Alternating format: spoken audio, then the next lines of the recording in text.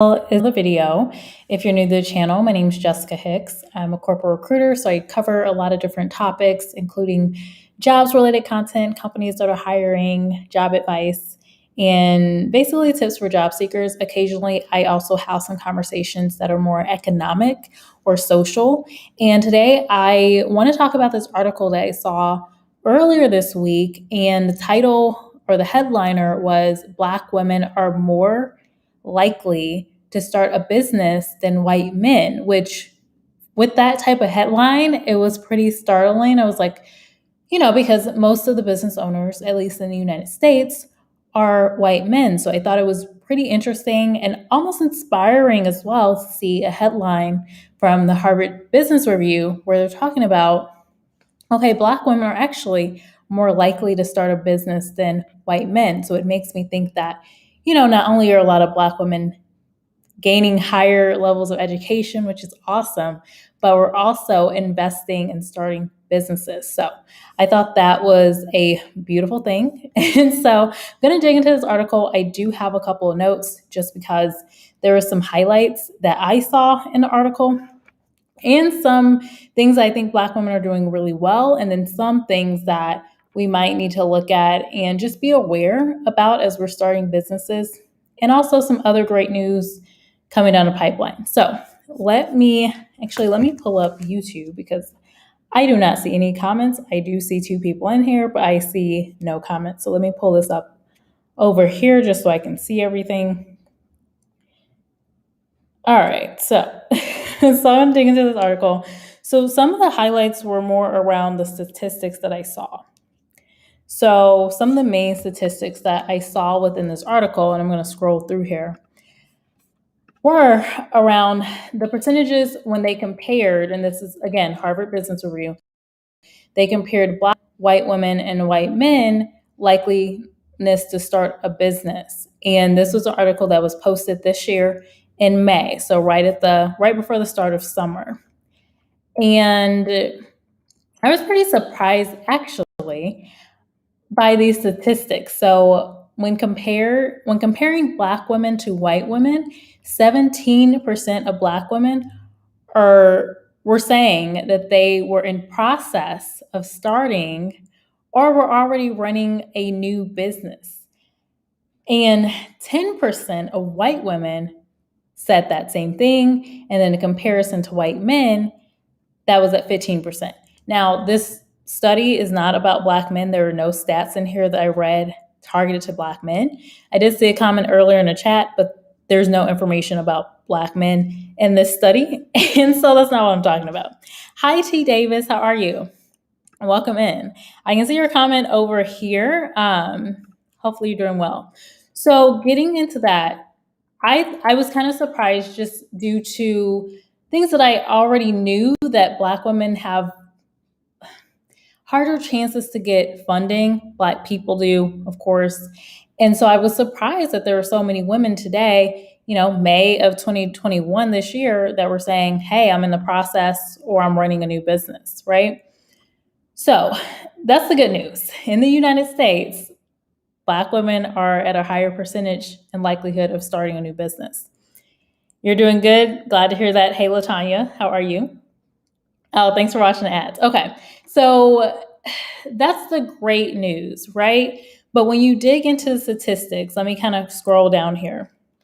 And they talked about how many interviews they did and all of that.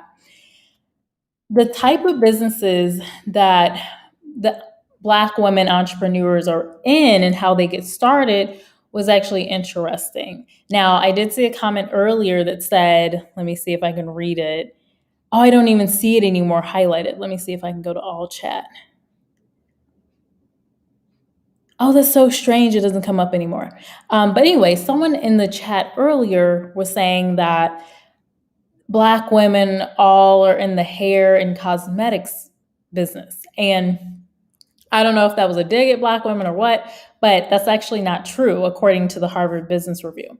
So I want to dig into this section right here because they were trying to understand some of the disadvantages that Black women have when they're starting businesses. Because yeah, it's great that we're starting these businesses, but we need them to, actually garner some wealth and, all of that. We want them to be very successful. So one of the things they pointed out in this study is that 61% of Black women actually start in retail and wholesale. Let me get up here. I don't know if I'm in the section that actually talked about that actually, because I was all over the place in this article earlier. Let me see if I can search. Okay, here we go. There it is. So 61% of Black women entrepreneurs start businesses in either retail, wholesale, or the health, education, government, or social services sectors. So they don't call out cosmetics, they don't call out hair.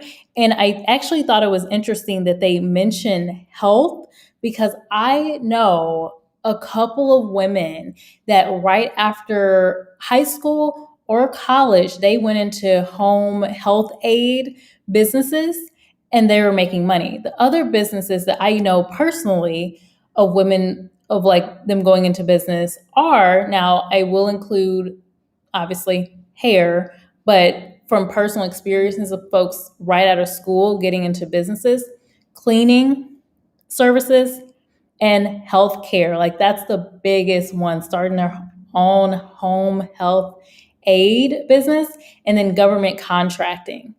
I run into a lot of Black women that have gotten into government contracting space, especially if you look at a place like DC, naturally, because there's a lot of different grants and there's so much opportunity there for women, especially Black women. So that made more sense to me when I was digging into these stats. I was like, oh yeah, that definitely makes sense.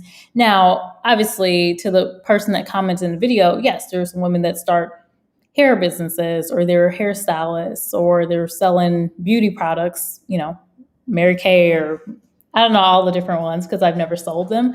But yeah, that's definitely true in that standpoint that there are a lot of women selling in that space, but that's not all of it. That's not even a majority of it. So they compared that with white women and white men, and it was 47% of white women in those spaces and 32% of white men entrepreneurs in those spaces. So the thing that they wanted to point out is that these are small, informal businesses with low margin. So that's one of the notes I took away as just something that we can work on. Like if you're a Black woman in a business, thinking about the actual industry that you're in and thinking about your actual margins. So I thought that was interesting. Hey, Mr. Wise, how are you? Welcome in. And I think Latanya's out of the ads now. Okay. So thinking big picture, things that are scalable as well. The other thing, which I think we know this, difficulty in sustaining long term. So that's the other part. Now, some of the other things are just stacked up against Black women anyway. So they found that 61% of Black women also self-funded their total startup capital. So 100% of it. And this is tough because in a number of the things they pointed out, these women are typically highly educated. And so because of this, oftentimes they have a higher level of debt already. So that's kind of a ding number one. The other thing that I pointed out was just the disadvantage they have with limitations around resources and then ability to get funding. So how can they get more funding? So that's a hurdle as well. How do you build a scalable business if you can't even get much funding for it? I don't know. Or how can you do something more big picture if you don't have the funding and you're 100% paying for it on your own? 61%, so over half of these women are self-funding their total startup. Hey, King of Kill. Hey, KB. Welcome to my members. How are you guys? How are you both? I'm trying to get out of the habit of saying you guys because I know that's not right. Okay, so those are some of the disadvantages. Here's the thing that I was a little bit like, why are they talking about this? Where is it in here? Let me see if I can find it. Yes, okay, so they were pointing out something at the end. So I'm going to bring that up later. For now, I'm going to take this away and show one other thing that I think is a positive. I think a lot of people have been talking about this for a while, and it is about Goldman Sachs. So I'm going to bring this up. And, they have this campaign, right? What is it? 1 million women. And I just wanted to show the people that are a part of this partnership.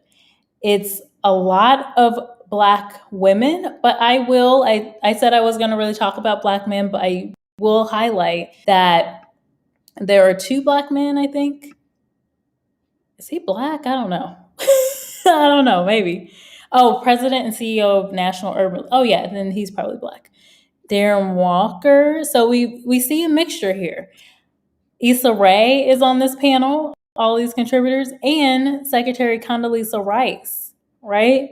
You see a lot of different people leading this initiative. And I just think it's a beautiful thing to see. One, Condoleezza Rice is known Republican, but guess what? She's leading this, or supporting this initiative. You see a mixture of different people in the mix here.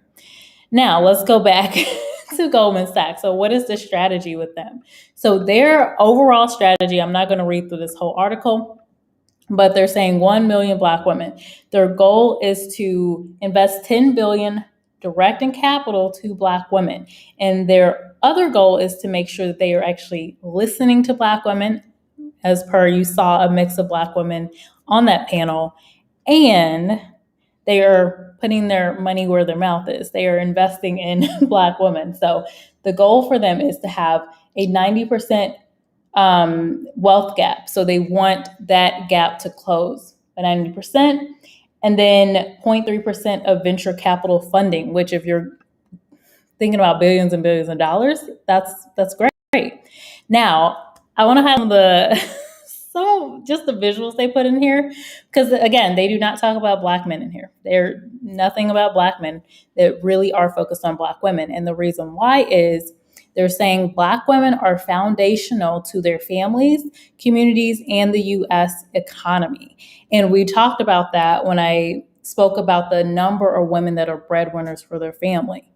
Not talking about whatever their situation is, but they're breadwinners for their families. So they were highlighting that. And so I wanted to shine a light on just the viewpoint that they see Black women bring in our U.S. economy, and that they're willing to actually put that money. Obviously, they're going to get, you don't invest in things unless you think you're going to get some return on your money. So they're betting on Black women because they're seeing a lot of statistics that are saying they're entrepreneurs.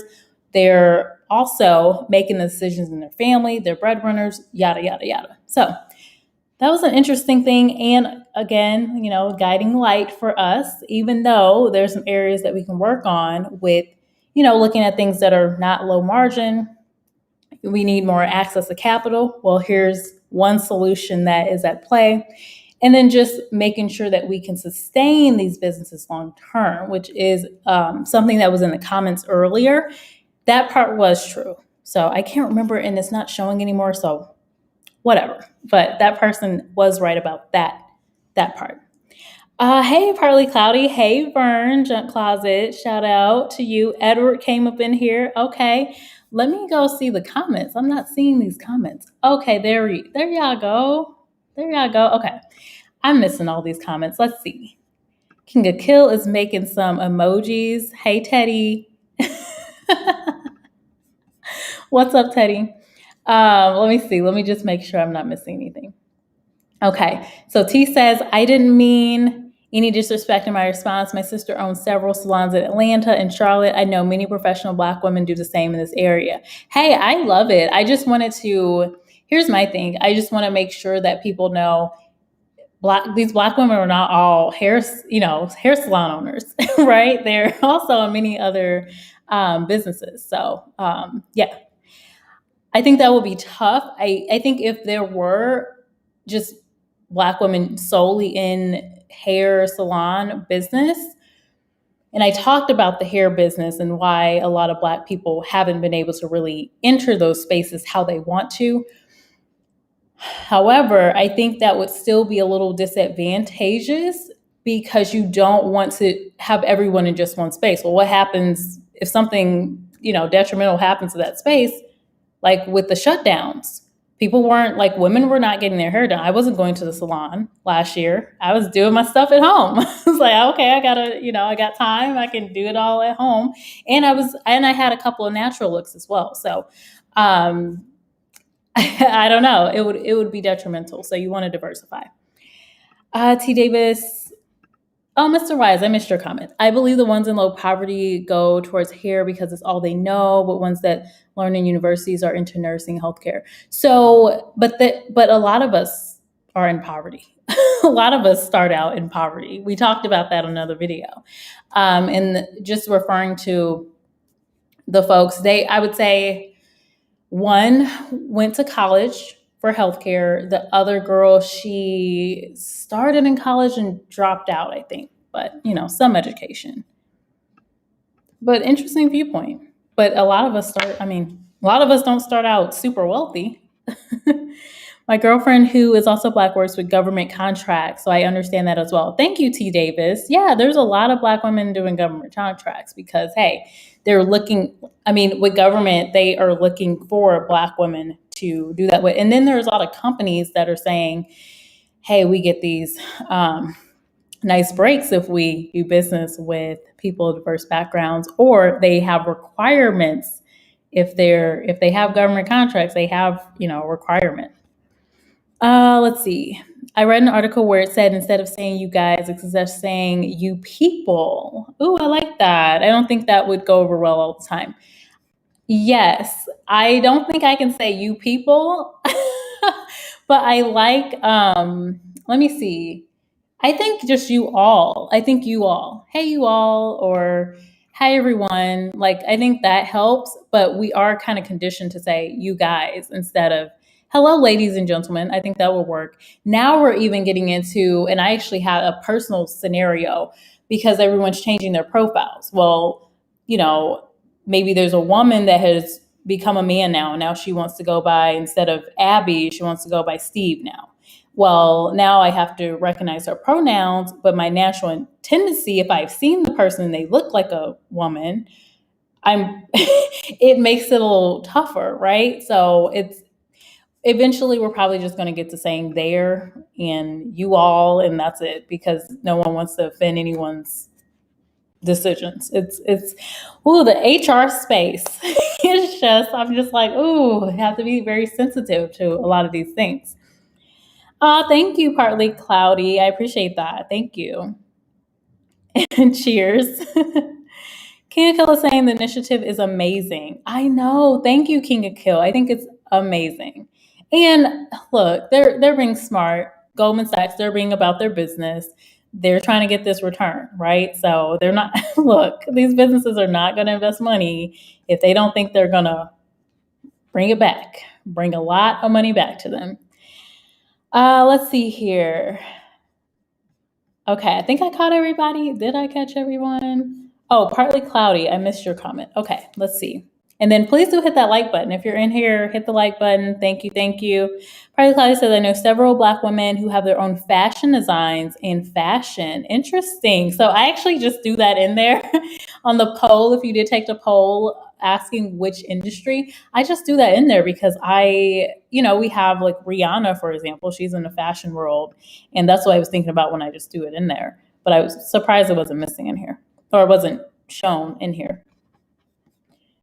Let's see, Tommy D. Talking with Tommy D. Hey, how are you? I am doing well. You love the energy? Oh, you love the energy? Yeah, the folks in here are chill. Like, all love, peace and love, all of that. No bad vibes. We know that. You should consider giving your supporters a YouTube name, like a YouTube name? Okay. King of Kill. Look, I'm not a marketer. I might need some help with that. What do you want to be called? What do you guys want to be called if you enjoy my chit chats? Mr. Wise saying, I hate the fact that financial literacy isn't taught early on in life. Well, look, here's the thing I say about that. Like, I agree with you, Mr. Wise, but here's the thing. There's so much information out here now. It's really like if you're looking for it, you can find it really easy. It's not like things were hidden. I feel like things were hidden in the past. Now it's out in the open. If you want to find out, you can find it. Okay, so I think that's what I wanted to highlight with the Goldman Sachs article. Let me just skim through here to make sure. But I just thought it was lovely. Okay, here's the section where we're talking about they want to, so they're saying imagine Black women closing the 90% wealth gap their households face compared to white households. So I think it is a great initiative. Imagine Black women's wages on par with those of white women, currently 15% higher. That is crazy right there in itself. 15% higher. White women, Black women, right? Both women, right? And they're getting paid 15% higher. Or white women, or white men, white men 35% higher. That is insane. Insane. Now, I do wonder, I'm going to have to check out this article, but I do want to dig into more of that because men do make higher than women, but they also, being a recruiter, I have heard how men advocate for themselves a lot more directly and in a stronger way. They know their value. They're not afraid to ask. And I think a lot of women, white, Black, whatever women, we get caught up in being nice or wanting to be nice or not wanting to ask or whatever. And that hurts us because you can't get what you don't ask for, right? You can't even negotiate if you don't understand what your value is. If you're not even having conversations about the type of work you do, the industry that you're in, and what other people are making, how do we get any better than that? So with the wealth gap and the earnings, there's a lot that we can do as people, individually ourselves, to really advocate for ourselves so that we can get that pay. Because as we're seeing now, there's a lot of companies looking for people. This is a great time to negotiate or renegotiate your compensation by knowing your value and being able to communicate that in a respectful way, but also in a direct way. So I think that is really important. All right, I'm gonna let y'all figure out what y'all want to be called. I see a comment. I'm laughing, Edward, at your comment. So anyway, so let me move on to the next point because I need to get off of here. What was the other article I wanted to share? I think it was this one. All right. Oh, and I will be posting something about Issa Rae, which y'all saw on that panel, because yeah, I just think she's really cool. And I think that she has a lot of great perspective on, I guess, just advice for women, because she really did create something out of nothing. She just went and got things for herself. Oh, I remember what I wanted to close out on. I thought this was interesting. So let me pull this up. I'm going back to the Harvard Business Review article because there's something I just want to note that they mentioned in here that I do not agree with. And this is it. So they closed out their article. I'm going to read both of the paragraphs. Our research showed that Black women starting businesses in the U.S. are highly educated, which I talked about earlier with the, you get a high degree, you got a lot of debt, most likely, unless you have a really nice benefactor that's paying for you, or sugar daddy, or whatever you want to call it, or you had scholarships all the way through, or your parents paid for you all the way through, which is not as likely. You probably have some student debt. Okay, so although slightly more than 1/4 of Black women in general population have a college degree or higher level education, we found that more than 3/4 of Black women entrepreneurs have at least a college degree. Universities are uniquely positioned then to provide Black women with experiential education practices that enable them to learn and practice entrepreneurship and develop capabilities for overcoming constraints they may face, as well as offer peer support and collaboration in addition to advising. I love that. Now, they also say Black women are positioned to play an increasingly visible and important role in the United States political and economic future. That's power right there. However, they said, particularly with the election of the first Black woman vice president, no. No. they're talking about Kamala Harris. Here's the thing. I have Indian women friends, and they were posting and proudly talking about Kamala Harris being elected as vice president. And it's because of her Indian ancestry. So she's Indian and Black. And so Indian women do not claim Black women. Like, no Indian woman will be like, oh, yeah, Jessica, I'm proud that you're such and such. No, because I'm not Indian. I'm not. There's no part of me that says Indian. As far as I know, right? I haven't done my DNA ancestry, but I'm 99% sure. Anyway, but she is a mixed race woman that happens to be mixed with Black and Indian. And I've seen, not looking for it, but I have seen some of my friends talking about, oh my gosh, I never thought I'd see a woman of Indian ancestry, blah, blah, blah, blah. They're claiming her too. So it's not really necessarily a Black woman. Just want to point that out. But they say the widespread call for change embodiment in the movement for Black lives.